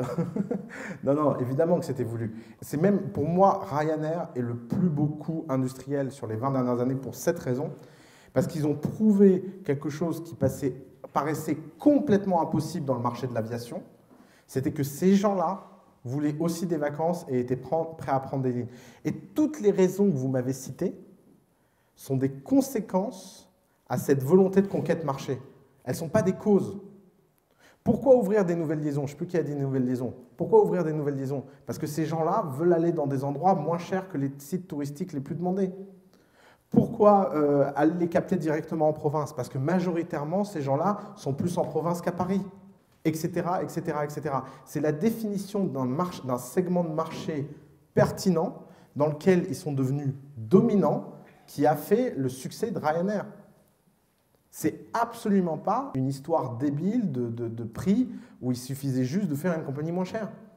Parce que de toute façon, la clientèle qui aurait pu payer les prix moins chers n'aurait jamais été dans des aéroports de province, n'aurait jamais pris des avions de ce type-là, etc., etc. Aujourd'hui, le low cost est devenu une disruption de l'ensemble de l'industrie d'aviation. C'est un phénomène a posteriori. C'est parce que maintenant, on est dans la situation où c'est incroyable. On a passé des années à voir ces avions décoller et atterrir sans avoir d'accident, que les gens qui ont souvent pris l'avion sur des compagnies réelles ont commencé à le prendre sur ces compagnies-là. Mais tous les gens qui étaient la clientèle d'affaires, la clientèle régulière, etc., de l'aviation, ne se sentaient absolument pas concernés par le low cost. Mais ce n'était pas une question de prix. Ce n'était pas comme si un type se disait « Ouais, bah moi je suis super content de payer 10 fois le prix pour faire un Paris-Londres ». C'est pas ça le point. Le point, c'est que j'ai pas envie d'aller dans un aéroport qui est super loin, j'ai pas envie de machin, etc. 96, 99, je crois. Ou 92, 95. L'un ou l'autre, je sais jamais. Non, 96, 99. Parce qu'en 99, ils ont vendu. Enfin, les fondateurs ont vendu. Citez-moi des boîtes et vous dites en même temps si vous pensez que disruption aux frontières et je vous dis si vous avez raison ou pas. Donc, gagner, Airbnb, disruption. Comment? À disruption. Attends, juste là-bas. Ah oui, Compte Nickel, c'est le nouveau compte. C'est ça qui vient de se lancer dans les bureaux de tabac. Compte Nickel, c'est un truc... Ouais, alors là, dans le genre coup magistral, ça se pose là. Vous prenez 3 tendances. Première tendance, de plus en plus de gens dans ce pays sont interdits bancaires. Il faut le savoir, c'est une réalité. Il y a de plus en plus de gens qui sont interdits bancaires. Déjà parce qu'il y a de plus en plus d'entrepreneurs et qu'en général, l'entrepreneur, à un moment ou à un autre, on finit interdit bancaire dans sa vie. Ça, forcément. Et aussi pour d'autres raisons liées à la crise économique, etc. Donc, première tendance de marché. Je vais vous faire le raisonnement simplement du point de vue marché, parce qu'après, on verra le raisonnement d'un point de vue fonctionnel. Mais voyons-le d'un point de vue marché. Donc, vous avez cette première tendance. Deuxième tendance, vous avez les bureaux de tabac qui ont leurs revenus qui s'écroulent de façon structurelle de semaine en semaine et personne ne sait quoi faire pour les sauver. Troisième caractéristique marché, figurez-vous que les tabacs sont assermentés. Je ne sais pas si vous le savez, mais les tabacs ont une prérogative super bizarre, c'est que c'est des agents fiscaux assermentés qui ont le droit de collecter de l'impôt pour le service de l'État, les fameux timbres fiscaux qu'on achète dans les tabacs. Donc vous avez un type qui prend ces trois caractéristiques de marché. Comment? Pourquoi deux types? Ah oui, deux types, ouais. Je ne sais pas qui l'a fait en fait. Donc imaginons un, mais deux alors. Vous avez deux types, c'est mieux d'être deux d'ailleurs. Donc vous avez deux types qui prennent ces trois caractéristiques et qui se disent on va lancer un compte qui s'ouvre en bureau de tabac en 3 minutes avec une carte prépayée et qui permet à n'importe qui d'accéder au compte et de donner un revenu au tabac et donc d'avoir un réseau de distribution à notre bot parce qu'il est tellement désespéré qu'il cherche n'importe quelle source de relais de revenus. Il y a 10 ans, le marché n'était pas prêt pour la distribution. Il y a 10 ans, si vous aviez dit à un tabac, tu veux gagner des centimes en gérant de l'argent et en t'emmerdant à gérer les flux de tous ces mecs qui viennent ouvrir, te montrer la pièce d'identité, etc., il aurait dit, et puis quoi encore? Aujourd'hui, vous allez voir le même type, vous lui dites, salut, tu veux te faire chier pour gérer des comptes en banque pour des interdits bancaires? Il dit, oui, s'il te plaît. Vous voyez l'impact d'un marché. Le marché est plus fort que tout. Et d'ailleurs, c'est une opportunité pour cette paupérisation. Je peux dire, c'est un compte extrêmement peu cher. Tu offres à des gens qui n'avaient pas et ça change tout. C'est un enfer de ne pas avoir de carte bleue de nos jours. C'est un enfer.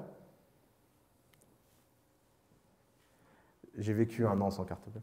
Les nouvelles frontières sont différentes. Alors, qu'est-ce que ça veut dire liquide?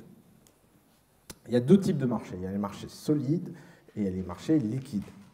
Un marché solide, c'est un marché où il est extrêmement dur de capter la valeur parce qu'elle est, pour une raison ou pour une autre, ça peut être réglementaire, ça peut être en termes de demande, il y a 1 million de raisons, elle est dure d'accès. Un marché liquide, c'est un marché où la demande est tellement forte que quelle que soit la qualité de l'offre initiale, elle recevra du liquide et du flux. Ça déborde dans tous les sens, quoi. Alors, prenons encore un exemple.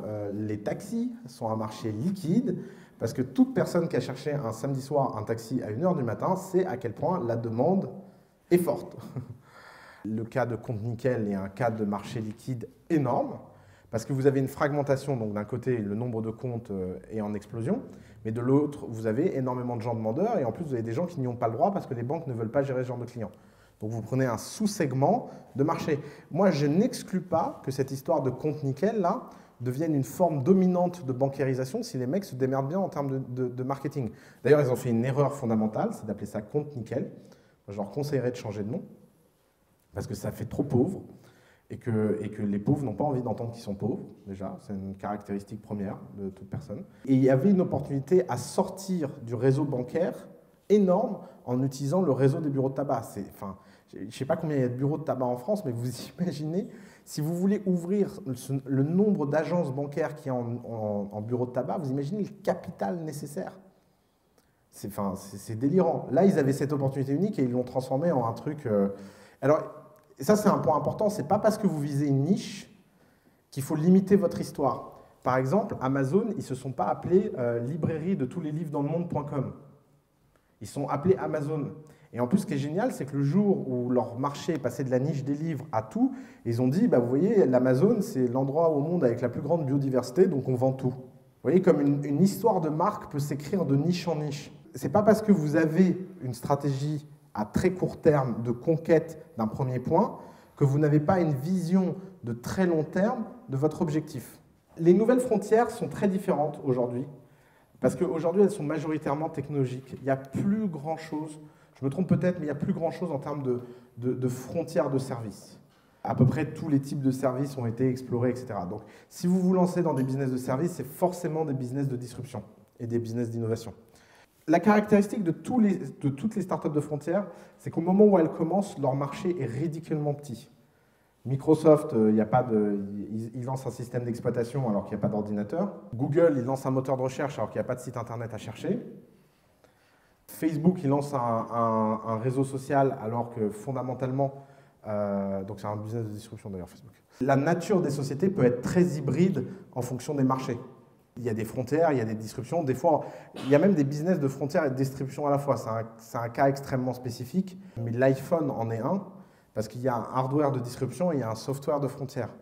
Premier App Store. Cette distinction est évidemment très simple quand vous créez une boîte. Elle est beaucoup plus compliquée 10 ans plus tard quand la boîte vit. Parce que ça devient tout de suite beaucoup plus complexe et hybride. C'est vraiment une distinction qui sert à voir de quel côté on est en termes de création d'entreprise. Comprenons bien ce point, c'est que la seule façon de réussir avec une start-up, c'est d'avoir une volonté de domination. Il n'y a pas d'autre façon. Parce qu'encore une fois, si vous ne l'avez pas, quelqu'un d'autre l'aura et vous éjectera. Maintenant, cette volonté de domination doit être extrêmement limitée dans le temps, l'espace. Vous devez viser un segment extrêmement petit. Le point, c'est qu'il y a toujours de l'espace. D'accord? Il y a toujours de l'espace pour faire quelque chose de nouveau, à condition que vous arriviez à définir extrêmement précisément ce que vous faites. D'accord? Donc, le bon test, et c'est un test que je trouve assez enthousiasmant, pour savoir si c'est le bon moment de se lancer ou pas, c'est de vous poser la question, est-ce que les gens viendraient travailler pour moi ou pas? Et il y a un test que j'aime beaucoup faire sur les startups, qui va vous paraître un peu dingue, mais j'assume, c'est d'aller recruter des stars alors que vous n'en avez pas les moyens, en leur faisant croire que vous avez les moyens. C'est le test ultime. Trop souvent, les gens vont voir d'autres gens en leur demandant leur avis sur les startups. Bonjour monsieur, vous êtes très important, vous êtes un expert reconnu. Est-ce que vous pouvez me dire ce que vous en pensez? Alors évidemment, comme 90% des gens sont sympathiques, ils vont vous dire ah ben oui, c'est pas mal, bon en fait, machin. Et puis en fait, ça sert à rien. Par contre, il y a quelque chose qui peut servir à quelque chose, c'est d'aller voir quelqu'un et lui dire est-ce que tu veux travailler pour moi? S'il vous dit non, ça veut dire qu'en fait, il ne croit pas assez à votre idée pour quitter. Est-ce que ça veut dire que votre idée vaut rien? Non. Mais ça vous montre la distance de résistance par rapport à votre idée. Quand je dis reluctance, je parle toujours de la reluctance du commun des mortels. À un moment donné, tu as dans une industrie donnée des gens qui sont un peu plus visionnaires que d'autres. Et si tout le monde trouve que ton idée est pourrie sans exception, tu n'arriveras jamais à rien bâtir. Je ne suis pas en train de te dire d'aller recruter le type au coin. Je parle vraiment d'aller recruter des stars. Vous lancez un truc dans la finance, téléphonez à Larry Summer pour le recruter. Mais sérieusement, faites-le. Déjà, il sera surpris que vous vouliez l'embaucher. Il n'ira jamais s'imaginer que vous n'ayez pas les moyens de l'embaucher, ou il vous prendra pour un doudingue.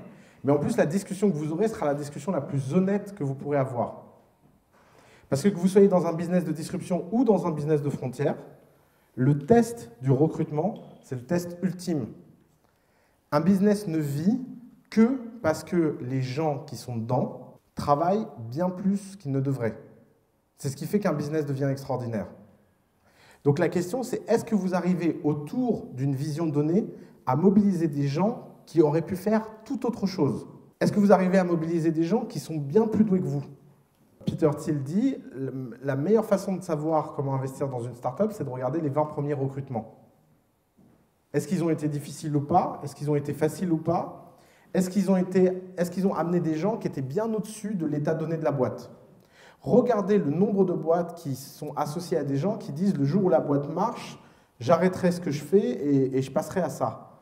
La vérité, c'est que si vous croyez profondément à une société donnée, vous allez faire le switch. Facebook a commencé comme un business de disruption, disrupter MySpace, etc. Et aujourd'hui, il est devenu un business de frontières parce qu'il se lance dans Oculus. Il se lance... ouais, exactement. Qui a vu l'acquisition d'Oculus par Facebook? Ouais. Oculus, c'est le système de réalité virtuelle. Vous mettez un casque et vous êtes projeté dans un monde. Ça, c'est typiquement un business de frontières. C'est pas un business de disruption. Le marché de la réalité virtuelle n'existe pas. Enfin, des gens connectés aujourd'hui avec un casque de réalité virtuelle, je crois qu'ils sont quelques centaines, ou quelques milliers peut-être. Ils sont pas beaucoup. D'ailleurs, ils sont très vocaux sur cette acquisition. Ça, c'est un autre sujet. C'est pas parce qu'un business de frontière ne se définit pas par la techno que la majorité des business de frontière ne sont pas des business de techno. C'est plus subtil que ça. La réciproque n'est pas vraie, en fait. Tout business de techno n'est pas un business de frontière, mais beaucoup de business de frontière sont des business de techno. Amazon a fait les deux, en fait. Amazon continue à disrupter le retail, segment par segment. Et maintenant, par-dessus ça, il rajoute des questions de business de frontière pour créer des nouveaux marchés. Amazon Studio, Amazon Web Service, c'était un business de frontière il n'y a pas si longtemps, etc., etc. Donc, encore une fois, les sociétés matures sont souvent, surtout les sociétés matures réussies, sont souvent des business hybrides. Le cloud, c'était de la frontière parce qu'il n'y avait pas de marché du cloud. Encore une fois, la techno-cloud existe depuis longtemps, mais le développement du cloud, c'est vraiment une frontière parce que pendant très longtemps, personne n'aurait mis ces datas dans le cloud. Et c'est cette réussite qu'ils ont réussi à faire. C'est la seule chose qui fait qu'une startup de disruption continue à croître. Parce que la disruption a forcément une fin. Une disruption, c'est tu définis un ennemi et tu le tues. Le jour où il est mort, ta mission, elle est finie. Donc il faut forcément que tu trouves une mission interne. Vente privée, c'est de la frontière, ouais. Exactement. Mais c'est marrant parce que vous commencez à comprendre le truc. Vente privée, c'est de la frontière parce que la nouveauté dans vente privée, c'est pas le fait, c'est pas les flash sales, c'est pas tout ça. C'est d'avoir amené une catégorie de gens à acheter d'une certaine façon. Tous les gens qui maintenant font de la vente privée font de la disruption. C'est quoi la différence entre construire dans un pays et découvrir un nouveau pays? Découvrir un nouveau pays, c'est tu pars, tu marches, et tu ne sais pas où ça s'arrête. Tu arrives sur la côte est des États-Unis, puis tu marches jusqu'au Nebraska, et puis tu te dis au Nebraska, alors ça continue pendant combien de temps? Et bien, il y a deux types de gens. Il y a les gens qui vont rester sur place et ils vont faire de la disruption. Donc ils vont prendre la terre que tu as déjà découverte et ils vont peut-être la renouveler. Donc tu avais fait une ferme et ils viennent faire un gratte-ciel, en disant la ferme ça pue, moi je veux un gratte-ciel, disruption. Et il y a les gens qui disent ah ouais mais là-bas au loin c'est incroyable, regarde il y a encore de la terre à découvrir, je vais avancer. Ça c'est de la frontière. Donc version business et version entreprise, ça donne des business qui ouvrent des marchés et des business qui redéfinissent des marchés. C'est ça la différence entre disruption et frontière. Quantify Self c'est de la frontière. Il y a très peu de gens qui se quantify self. Qui ici se quantify self? Voilà. Là, tu as les early evangelistes. Et leur rôle à eux, ça va être de convaincre tous les autres gens dans la pièce que suivre nos données physiologiques au quotidien, d'ailleurs, Lavinia, tu peux lever la main, c'est quelque chose qui va développer à long terme du bien-être et que donc il faut le faire. Et donc il va y avoir un marché. Le jour où on sera tous connectés à nos données physiologiques en temps réel, tu auras des opportunités de disruption pour apporter des meilleures data, pour apporter un nouveau mode de communication, etc. Les gens qui se pèsent sur un pèse-personne ne gardent pas les datas et n'ont pas de résilience et de persistance dans les datas. Je doute fortement que qui que ce soit ici se pèse sur une base régulière. L'acte de se peser, à part les filles, on fera un sondage. Mais le point, c'est qu'effectivement, après frontière, disruption, il y a aussi des cas qui sont flous et qui se discutent. Entre nous, le Quantify Self, c'est mal barré comme marché. C'est une frontière qui est chaude, hein. C'est pas une frontière facile. Hein. Encore une fois, la frontière, c'est pas l'existence d'une nouvelle technologie, c'est la redéfinition d'un marché. Pourquoi je mets en doute l'histoire du pèse-personne? Parce que même s'il y a des gens qui se pèsent, personne n'utilise ça comme valeur de marché et personne ne transforme ça en valeur business. C'est pas parce qu'un acte est présent que le marché est existant. Pour une raison très simple, c'est que la rencontre et la présence de rencontres et les agences matrimoniales, etc., c'était un business fragmenté et liquide en pleine explosion au moment où Mythic a ravagé le marché. Mythic, c'est pas simplement la rencontre en ligne, c'est l'agence matrimoniale en ligne. C'est beaucoup plus profond. Donc c'est pour ça que Mythic est un business de disruption. Il y a des disruptions longues, il y a des disruptions courtes. Le critère, il n'est pas là. Le critère, c'est est-ce que tu crées un nouveau marché ou est-ce que tu prends un marché existant et tu redéfinis les règles? C'est vraiment ça le critère. Tous les autres critères sont des conséquences de ce critère-là.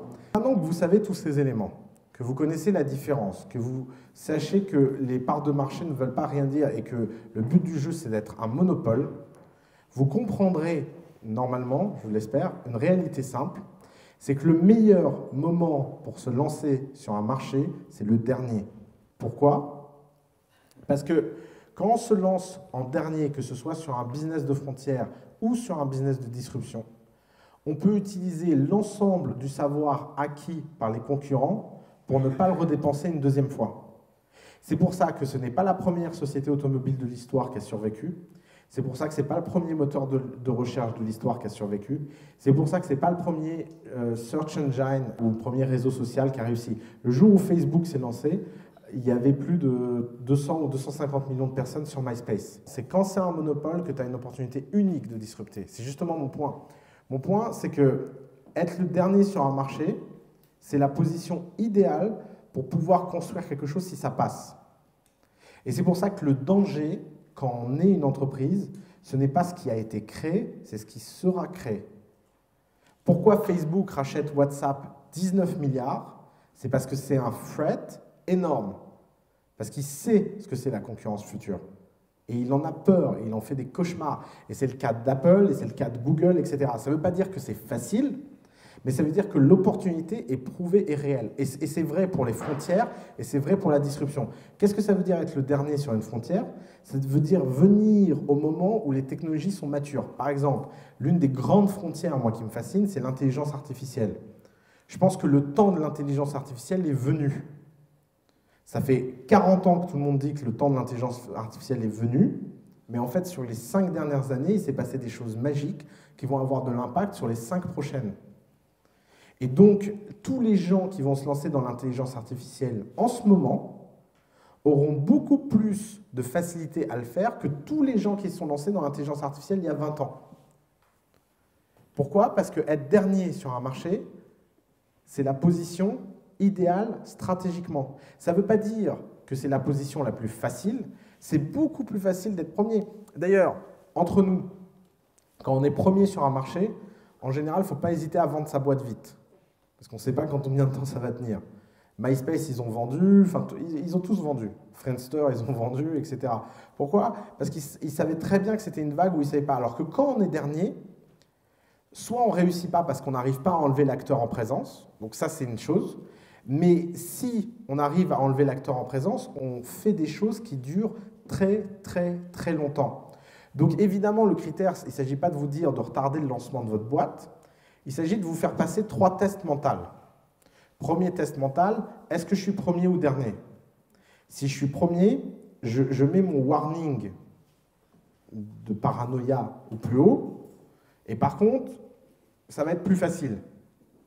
Deuxième test mental, est-ce que je suis disruptif ou est-ce que je suis une frontière? Et troisième test, est-ce que j'ai la personnalité qui est adaptée par rapport aux 2 caractéristiques premières? Les gens qui font en premier des business de frontières ne sont pas les mêmes gens qui font des business de frontières en dernier.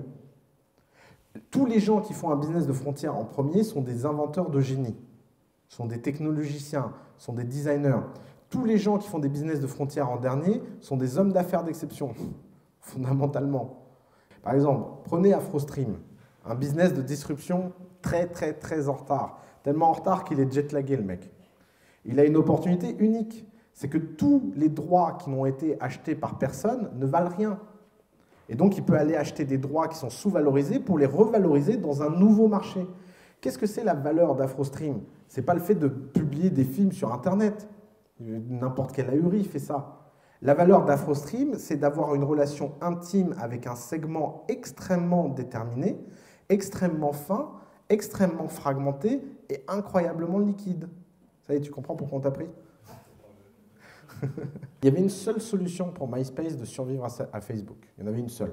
C'était de copier toutes les innovations que Facebook mettait en place. Et pour faire ça, il aurait fallu respecter les gens de Facebook. Tu ne respectes jamais des gamins de 19 ans qui balancent 50 000 $ dans une fête sur leur premier investissement de 500 000 $. Quand tu travailles chez Rupert Murdoch et que tu as un costard. Parce que tu vois ça et tu te dis c'est des gens qui ne sont pas sérieux. N'oubliez jamais, ce monde meurt et les opportunités arrivent à chaque fois que quelqu'un de respectable rencontre la voie de quelqu'un qui ne l'est pas. Tous vos business et tous les gens qui sont dans cette salle, vous avez quelque chose de fondamentalement dangereux, c'est que vous ne pouvez pas être pris au sérieux par qui que ce soit. Le prenez pas mal.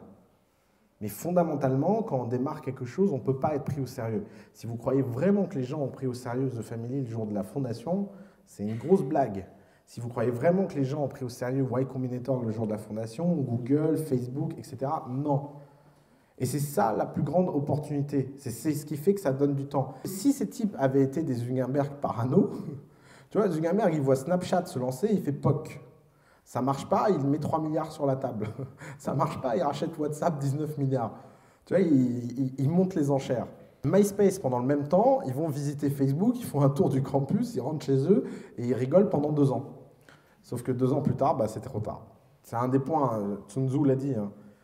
La meilleure façon de mourir sur le champ de bataille, c'est de sous-estimer les gens qu'on a en face. Toujours faire attention à ça. Donc, 2 questions que je veux plus. Est-ce que c'est le bon moment ou pas de se lancer? Parce que par définition, il y a toujours...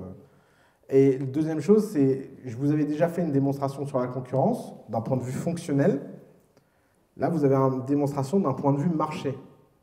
La concurrence ne compte pas. La seule chose qui compte, c'est votre capacité d'exécution à délivrer quelque chose de nouveau. Et c'est pour ça qu'il faut définir très précisément la première niche que vous allez dominer. Et encore une fois, c'est une affaire de domination. Ça se joue par le fait de bâtir des résultats exceptionnels. Et il y a toujours une niche que vous pouvez attaquer. Il y a un proverbe qui dit on est toujours le roi de quelque chose, ou le président de quelque chose. C'est Jospin à l'Assemblée qui avait appelé, je ne sais plus qui, monsieur le président, et on lui avait dit oui, non, je ne suis pas président, vous devez bien être président de quelque chose. On est tous présidents de quelque chose. C'est la même chose. Vous devez jouer au jeu de je suis leader de marché sûr. D'ailleurs, c'est un jeu auquel toutes les grandes entreprises jouent. Hein. Enfin, c'est assez marrant. Elles sont toujours leaders de marché sur quelque chose. Hein. Vous pouvez toujours redéfinir, recouper, regarder de côté, regarder de travers, regarder d'en haut. Mais en fait, autant ce jeu est fait pour des raisons marketing par les grandes entreprises, autant il doit être fait pour des raisons opérationnelles et stratégiques par des startups. Ce que j'appelle la vérité d'un marché, c'est est-ce que ce que tu offres peut rencontrer un sous-segment de ce marché de façon surenthousiaste. Et encore une fois, on parle de surenthousiasme. C'est pas grave si c'est à petite échelle, ce qui compte, c'est que les proportions de votre définition soient extrêmement importantes. Une bonne part de marché, c'est 60-70% d'un segment. Je peux vous faire un témoignage personnel. Pourquoi The Family, on est lancé à Paris sur le segment des sociétés créées en France?